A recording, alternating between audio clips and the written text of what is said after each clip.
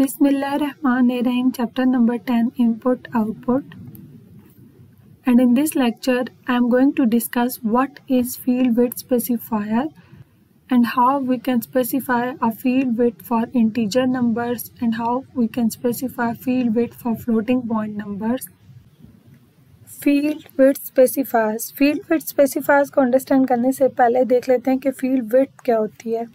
In a C program, the number of columns used to display a value on the screen is referred to as field width. किसी भी value को screen के ऊपर display करवाने के लिए कितने नंबर ऑफ कॉलम्स हम यूज़ कर रहे हैं वो उसकी फील्ड विड्थ होती है. फॉर एग्जांपल, ये एक एग्जांपल देख लेते हैं. वैल्यू हमारे पास इस केस में 100 है. अगर हमने एक वैल्यू 100 को प्रिंट करवाना है तो स्क्रीन के ऊपर ये कितने नंबर ऑफ कॉलम्स लेगी, ये इसकी फील्ड विड्थ होगी. और अगर हम स्पेसिफाई कर देते हैं कि 100 की वैल्यू आप 4 कॉलम्स में डिस्प्ले करवाएं, तो इस केस में देखिए हमने 4 कॉलम्स में डिस्प्ले करवाई हुई है. फर्स्ट कॉलम ये ब्लैंक है, ब्लैंक स्पेस है, और उसके बाद ये सेकंड कॉलम, ये थर्ड कॉलम, ये फोर्थ कॉलम. इस तरह से आप कह सकते हैं ये फर्स्ट फील्ड है, ये सेकंड फील्ड है, ये थर्ड फील्ड है और ये फोर्थ फील्ड है. तो इस वैल्यू की फील्ड विड्थ 4 होगी.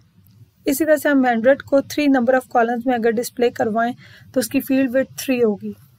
इसी तरह से अगर आप किसी वैल्यू को 6 नंबर ऑफ कॉलम्स में डिस्प्ले करवाएं तो उसकी फील्ड विड्थ 6 होगी. 8 नंबर ऑफ कॉलम्स में डिस्प्ले करवाएं तो उसकी फील्ड विड्थ 8 होगी.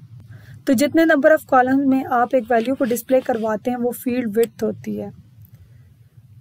फील्ड विड्थ स्पेसिफायर्स फिर क्या होते हैं ये देख लेते हैं. Field width specifiers describe the number of columns that should be used to print a value. Field width specifiers हम कहते हैं ऐसे स्पेसिफायर्स जो कि फील्ड विड्थ को स्पेसिफाई करें किसी भी वैल्यू के लिए. यानी किसी भी वैल्यू के लिए वो स्पेसिफाई करें कि कितने नंबर ऑफ कॉलम्स आपने यूज़ करने हैं.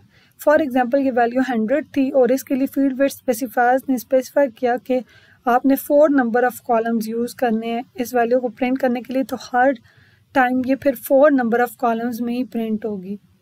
अगर फील्ड विड्थ स्पेसिफायर्स में आप फील्ड विड्थ चेंज कर देते हैं, हम कहते हैं 6 नंबर ऑफ कॉलम्स में डिस्प्ले करवाना है, तो फिर ये 6 नंबर ऑफ कॉलम्स में 100 वैल्यू डिस्प्ले होगी. तो field width specifiers basically specify करते हैं फील्ड विड्थ को किसी भी वैल्यू के लिए कि कितने नंबर ऑफ कॉलम्स में आपकी वैल्यू डिस्प्ले हो स्क्रीन के ऊपर.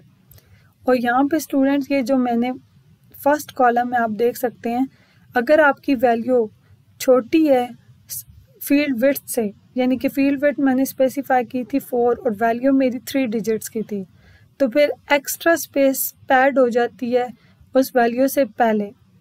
यानी वैल्यू 100 थी और 100 से पहले एक एक्स्ट्रा स्पेस पैड हो जाएगी और ये जो वैल्यू हमारी होती है ये राइट जस्टिफाइड होती है. Formatting integers. अब स्टूडेंट्स देख लेते हैं कि हम फील्ड विड्थ स्पेसिफायर्स को कैसे यूज़ कर सकते हैं इंटीजर नंबर्स के साथ. We add a number between the percent and d of the percent sign d format specifier in the printf format string. हमने देखा था कि हम इंटीजर्स नंबर्स के लिए percent sign d format specifiers use करते थे, और अब अगर हमने इंटीजर नंबर की फील्ड विड्थ स्पेसिफाई करनी हो तो हम इन दोनों के दरमियान स्पेसिफाई करते हैं. यानी परसेंट साइन और डी के दरमियान जो भी आप नंबर लिखेंगे वो उसकी फील्ड विड्थ होगी. This number specifies the field width और the number of columns to be used for the display of the value. यानी कि आप परसेंट साइन एंड डी के दरमियान जो भी नंबर लिखेंगे वो उस वैल्यू के लिए उसकी फील्ड विड्थ स्पेसिफाई कर देगा कि कितने नंबर ऑफ कॉलम्स में आपने इस वैल्यू को डिस्प्ले करवाना है. एग्जाम्पल देख लेते हैं. लेट्स सपोज एरिया के नेम से एक वेरिएबल है हमारे पास और इसमें इनिशियली वैल्यू 25 पड़ी हुई है. तो इसको हम किस तरह से स्पेसिफाई कर सकते हैं इसके लिए फील्ड विड्थ. ये देखें, प्रिंट एफ के फंक्शन के अंदर फॉर्मेट स्ट्रिंग यानी डबल कोट्स के अंदर आप फील्ड विड्थ को स्पेसिफाई करेंगे. एरिया इक्वल्स टू मीन्स कि ये आपकी स्ट्रिंग है, करैक्टर स्ट्रिंग, ये एज इट इज़ आ जाएगी. और इसके बाद आपने परसेंट साइन एंड डी के दरमियान 4 जो यहाँ पे स्पेसिफाई किया हुआ है ये बेसिकली आपकी फील्ड विड्थ है. परसेंट साइन 4D मीन्स कि आप एरिया वेरिएबल की वैल्यू को 4 नंबर ऑफ कॉलम्स में डिस्प्ले करवाएं. कि इन एरिया की जो भी वैल्यू है वो 4 नंबर ऑफ कॉलम्स में डिस्प्ले हो। तो अब इसको देख लेते हैं किस तरह से ये डिस्प्ले होगी। लेट्स सपोज एरिया की वैल्यू थी 25, तो 25 2 डिजिट्स हैं इसमें, 2 डिजिट्स, और हमने कहा कि 4 नंबर ऑफ कॉलम्स में डिस्प्ले करवाएं, तो 2 नंबर ऑफ कॉलम्स बच जाएंगे यहाँ पे। तो फिर जो भी आपकी वैल्यू होगी उससे पहले 2 नंबर ऑफ कॉलम्स पैड हो जाएंगे इसके साथ, और फिर आपकी वैल्यू डिस्प्ले होगी। लेकिन जब आप आउटपुट को देखेंगे स्टूडेंट स्क्रीन के ऊपर, तो आपको ये स्पेसेस इस तरह से नज़र नहीं आएंगी। ये आपको समझाने के लिए सिर्फ यहाँ पे मैंने कॉलम्स बनाए हैं, यहाँ पे आपको ब्लैंक स्पेसेस दिखाई देंगी, यानी कि आपको सिर्फ 25 ही आउटपुट में दिखाई देगा। इससे पहले वो स्पेसेस को पैड कर देगा 2 ब्लैंक स्पेसेस को, और वो आपको दिखाई नहीं देंगी, सिर्फ वैल्यू दिखाई देगी 25।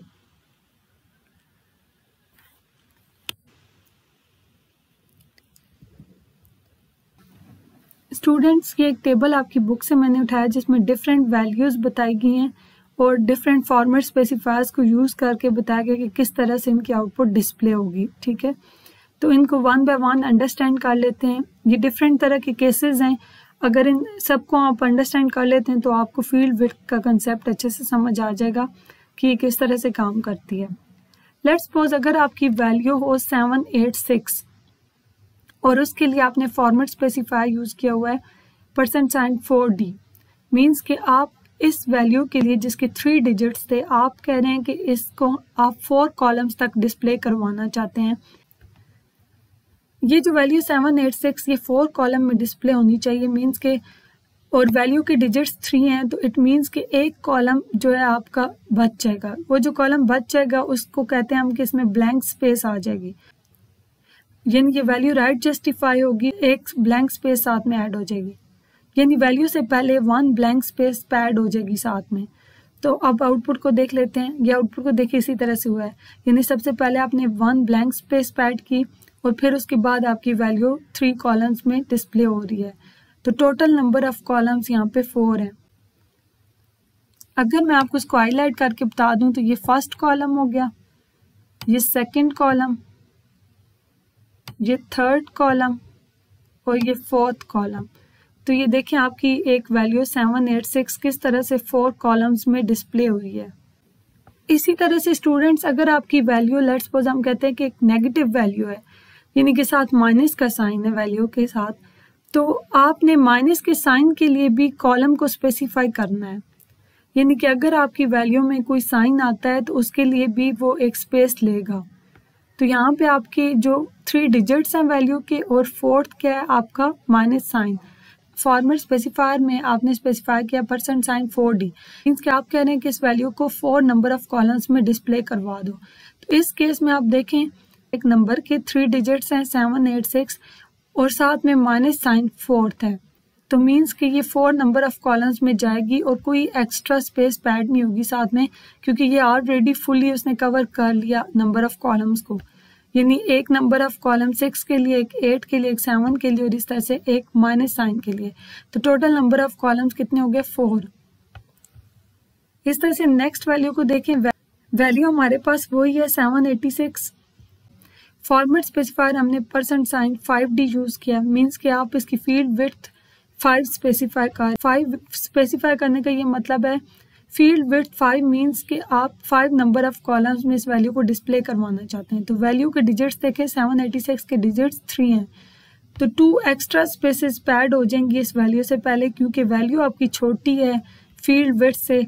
जब भी वैल्यू फील्ड विड्थ से छोटी हो तो उससे पहले आपके एक्स्ट्रा स्पेसेस पैड हो जाती हैं। तो इस केस में वैल्यू 3 डिजिट्स तक जा रही है और फिर 2 एक्स्ट्रा स्पेसेस पैड होंगी। यहाँ पे ये देखें तो ये ब्लैंक स्पेसेस हैं, यानी आउटपुट में ये ब्लैंक स्पेसेस आपको नहीं नजर आएंगी। आउटपुट में अगर आप इस तरह से फॉर्मेट स्पेसिफाई करेंगे तो आउटपुट सिर्फ 786 नजर आएगी, लेकिन ये आपको समझाने के लिए कि यहाँ पे फिर क्या होगा कि ब्लैंक स्पेसेस ऐड हो रही हैं।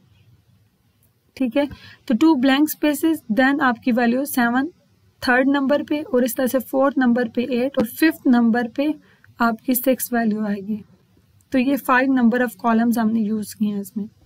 इस वैल्यू को देखें तो वैल्यू 786 की है, साथ में नेगेटिव साइन है। इस केस में हमने फॉर्मेट स्पेसिफाई यूज किया %5D, मीन्स क्या आप स्पेसिफाई कर रहे हैं कि आपकी वैल्यू 5 नंबर ऑफ कॉलम्स तक प्रिंट हो।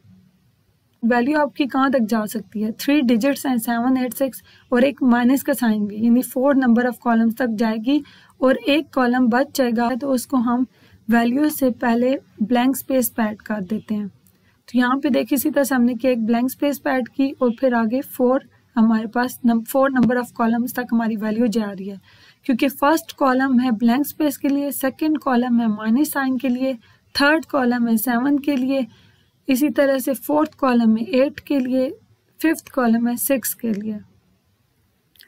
नेक्स्ट वैल्यू देखें, वैल्यू हमारे पास वही है 7, 8, 6। इस केस में हमने फील्ड विड्थ चेंज कर दिया, अब परसेंट साइन 6D यूज कर रहे हैं। मीन्स कि आप स्पेसिफाई कर रहे हैं कि आपकी वैल्यू 6 नंबर ऑफ कॉलम्स में डिस्प्ले हो। तो वैल्यू की डिजिट्स कितने थे, 3 डिजिट्स हैं तो 3 नंबर ऑफ कॉलम्स ये लेगा और 3 एक्स्ट्रा नंबर ऑफ कॉलम्स साथ में पैड हो जाएंगे वैल्यू से पहले, क्योंकि वैल्यू आपकी राइट जस्टिफाई होगी। तो यहाँ पे देखिए वैल्यू आपकी राइट साइड से हम इसको लिख रहे हैं 7, 8, 6 और इस तरह से आपने वैल्यू के साथ 3 ब्लैंक स्पेसेस पैड कर दी। तो टोटल कितने नंबर ऑफ कॉलम्स हो गए, 6।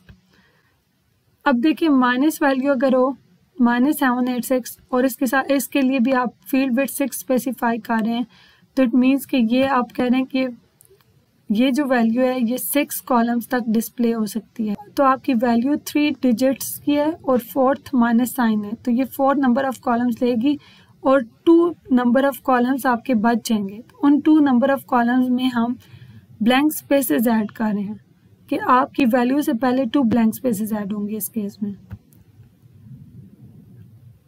अब तक स्टूडेंट्स हमने ये जितनी भी एग्जांपल की ये सारी मिलती जुलती, और इन सब एग्जांपल्स में हमने देखा कि अगर हमारी फील्ड विड्थ ज़्यादा हमने स्पेसिफाई की हुई है और वैल्यू आपकी कम है, स्मॉल है, तो फिर क्या होता है कि आपकी एक्स्ट्रा ब्लैंक स्पेसेस ऐड हो जाती हैं वैल्यू से पहले, ठीक है।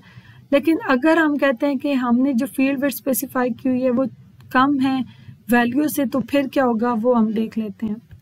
अगर आपकी वैल्यू 7, 8, 6 और आपने फील्ड विड्थ स्पेसिफाई की हुई है 1, इस केस में यानी आप कह रहे हैं कि एक ही कॉलम में आपकी वैल्यू डिस्प्ले हो, जबकि वैल्यू के डिजिट देखें तो 3 हैं, यानी कम से कम आपको 3 कॉलम्स की ज़रूरत है। तो उस केस में ये होगा कि सी लैंग्वेज खुद ब खुद आपकी फील्ड विड्थ को एक्सपेंड कर देगी और जितनी आपकी वैल्यू की रिक्वायरमेंट होगी उतने नंबर ऑफ कॉलम्स तक उसको ले जाएगी।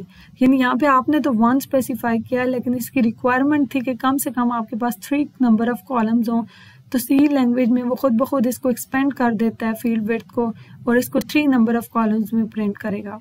यानी 1 में प्रिंट नहीं कर रहा, जितनी उसकी रिक्वायरमेंट है उतने नंबर ऑफ कॉलम्स में प्रिंट कर रहा है। तो 3 नंबर ऑफ कॉलम्स उसकी रिक्वायरमेंट थी, तो ये 3 नंबर ऑफ कॉलम्स तक प्रिंट करेगा, यानी वैल्यू आपकी पूरी प्रिंट होगी। ऐसा नहीं होगा कि एक डिजिट प्रिंट होगा और बाकी प्रिंट ना हो, आपकी वैल्यू 7, 8, 6 फुल प्रिंट हो जाएगी। नेक्स्ट वैल्यू देखिए -786। -786 के केस में आपको एटलीस्ट 4 नंबर ऑफ कॉलम्स की ज़रूरत है, 3 नंबर ऑफ कॉलम्स 3 डिजिट्स के लिए और 4 माइनस साइन के लिए, जबकि आपने फील्ड विड्थ स्पेसिफाई किया परसेंट साइन 2D, तो आपको 2 नंबर ऑफ कॉलम्स कम पड़ रहे हैं। तो इस केस में फिर सी लैंग्वेज खुद ब खुद इसको एक्सपेंड कर देगा 4 नंबर ऑफ कॉलम्स तक, यानी वैल्यू आपकी कंप्लीट प्रिंट होगी और 2 नंबर ऑफ कॉलम्स आपने स्पेसिफाई कर दिए हैं, 2 नंबर ऑफ कॉलम्स को खुद से ऐड कर लेगा और आपकी वैल्यू 4 नंबर ऑफ कॉलम्स में प्रिंट हो रही है।